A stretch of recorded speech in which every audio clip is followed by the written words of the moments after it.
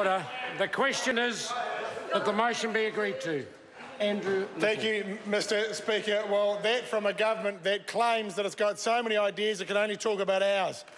You see, that's what it's now come to. Faced with big problems, can they give an assurance that they will buy back the Kiwi Bank shares if they are offered up for sale by the Cullen Fund or by ACC? They can't even give that assurance. And they talk about young unemployed.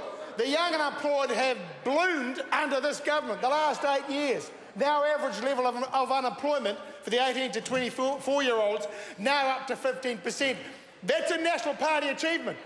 But like all of National Party's failures, they always have to turn it on somebody else. So now we are responsible somehow for their failure to get to grips with the ambitions and the dreams of young New Zealanders. They are doing nothing, have done nothing, will do nothing, which is why New Zealanders now know they need a change of government if they're going to have a chance for the future. There is one question that New Zealanders are asking this week. Who is the national government governing for? Who are they there for? Because what has become blatantly obvious to every New Zealander who cares is that that mob over there doesn't care about ordinary New Zealanders. They don't care.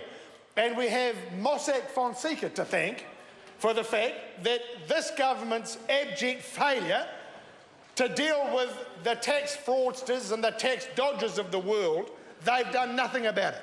They've done nothing about it. We know what their response is. So the Prime Minister says, oh, it's all too complicated. Kiwis, don't worry. You'll never understand. Because, of course, he does, because that's the industry that he comes out of.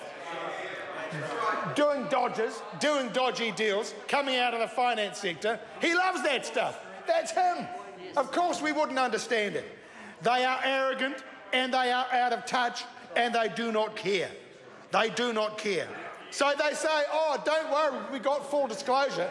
Never mind that you'll never find out who settles these foreign trusts, who the beneficiaries are, how much the assets are worth. We'll never know any of that under this government's full disclosure regime.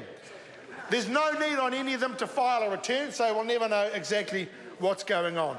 And is it a tax haven, we ask? And the government said, no, we're not a tax haven, but this is what the experts are saying.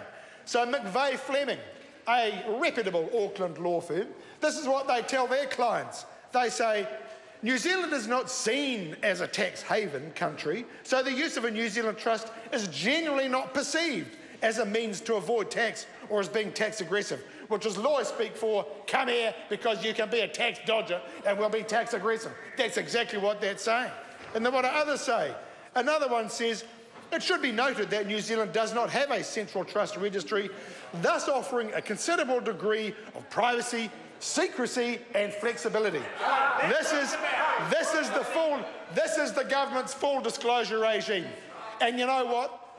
They don't care about it. They don't care about us becoming a harbour for the tax dodgers and the wrongdoers of the world. They don't care about it. They don't care about it. And the only question then is exactly who is this government looking after? Because now it's become pretty obvious. We shouldn't be surprised. This whole thing about tax dodging and inexplicable financial arrangements is exactly what John Key stands for. He doesn't stand for the hard-working New Zealanders, the hard-working New Zealand business people, starting with their small business, trying to grow it, trying to get capital finance so they can generate those new jobs, generate a bit of wealth for themselves, doing things the honest way, which is what Kiwis are always good at. They don't care about this stuff because that's not the world they live in. They live in a world that is about looking after the mega-rich and the mega-wealthy who add nothing to New Zealand. Because what has John Key said? Let's be the Switzerland of the South Pacific, he said. Let's get the European mega-rich down here. They can build their mansions. And the rest of us, we'll take our forelocks and we'll do as we're told and polish their shoes. That's the New Zealand future that John Key has in his mind. That's his vision for New Zealand. Not a New Zealand that is about hard-working Kiwis doing their best, doing the best for the country they love and that we love too. That is the National Party vision. It's not about good things. It's about the dodgers, and the shirkers and those who owe no allegiance to any country or to any people. We don't want a bar of it, and we won't have a bar of it, because the Labor Party stands for those who do good things, for those who work hard, and for those who want a great country.